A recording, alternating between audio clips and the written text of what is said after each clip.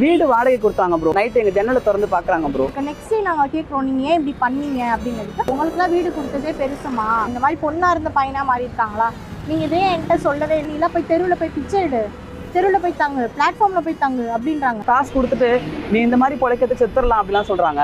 சில பேர் என்ன சொல்லிட்டாங்க, உன் பொண்டாட்டி அனுப்பி சம்பாரின்னு கேட்க சொல்றாங்க ப்ரோ. சில பேர் காசு அனுப்பிட்டு இவகிட்ட ஒரு மாதிரி தப்பா பேசியிருக்காங்க. உடல் மோகத்துக்காக இந்த பொண்ணு வந்துட்டா, ஆனா இன் ஃபியூச்சர்ல அவளுக்கு அந்த ஆசை எல்லாம் தீர்ந்தோட போயிடுவா. இது செக்ஸ் கிடையாது, இது லைஃப் கிடையாதுன்னு தெரிஞ்சோட போயிடுவா.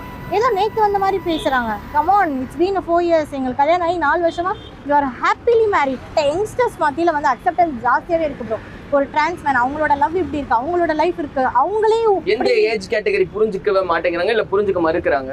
40+ ஏற்றுக்க மாட்டேங்கிறாங்க, ஏற்றுக்கவே மாட்டாங்க. 40+, 30+ல இருக்கிறவங்க கூட அக்செப்ட் பண்ணிக்கிறாங்க. இதெல்லாம் இருக்குதாமா செய்யுது, இதெல்லாம் இருக்கு, நாங்களாம் கல்யாணம் கட்டி நல்லாதாமா வாழ்கிறோம், 2 பிள்ளைங்க இருக்கிறாங்களா, சந்தோஷமாக வாழ்கிறோம், நீ சந்தோஷமாக வாழ்கிறமா, பரவாயில்லம்மா, எங்கள் பிளெஸிங்ஸ் இருக்குமான்னு அக்செப்ட் பண்ணிக்கிறாங்க. பட் 40+ல இருக்கிறவங்க என்ன வேணாலும் இருக்கட்டும், உலகத்திலேயே அவங்கள ராணி மாதிரி பார்த்துருக்கட்டும், ஆனால் இது வந்து நடைமுறைக்கு சரிப்பட்டு வராது. இந்த சமூகம் என்ன சொல்லும்? சமூகம் என்ன வேணாலும் சொல்லிட்டு போட்டுமே. சமூகத்துக்காக பார்த்து இன்னைக்கு எத்தனை பேர் மனசார கண்ணாடி முன்னாடி நின்று சந்தோஷமா இருக்கேன்னு கேட்டால் 100% நான் சந்தோஷமா இருக்கேன்னு எத்தனை பேர் சொல்ல முடியும்? சாப்பிடுங்க. உங்களுக்காக தான் எடுத்து வச்சேன். உங்களுக்காக தான் எடுத்து வச்சேன்.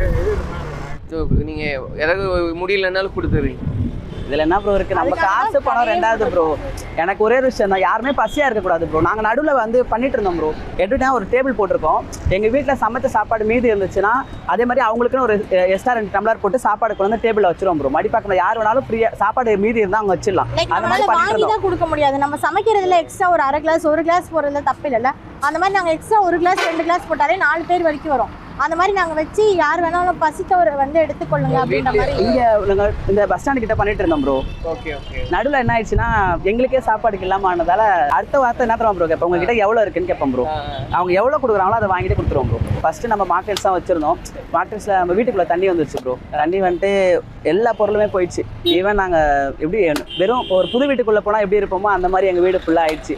வாடகை வீடுன்றதால நம்மளால் பே பண்ண முடியாமல் ரொம்ப ஸ்ட்ரகிள்குள்ளே போயிட்டு ஃப்ரெண்ட்ஸ் கிட்டலாம் காசு கேட்டு அவங்களாம் எங்களை ரொம்ப அசிங்கப்படுத்திட்டாங்க ப்ரோ. நிறைய பேர் ஃப்ரெண்ட்ஸ் மாட்டல் என்னோட ஷாப் திங்ஸ், என்னோட வீட்டு திங்ஸ், ப்ரொவிஷனல் ஐட்டம்ஸ் எல்லாமே போயிடுச்சு ப்ரோ.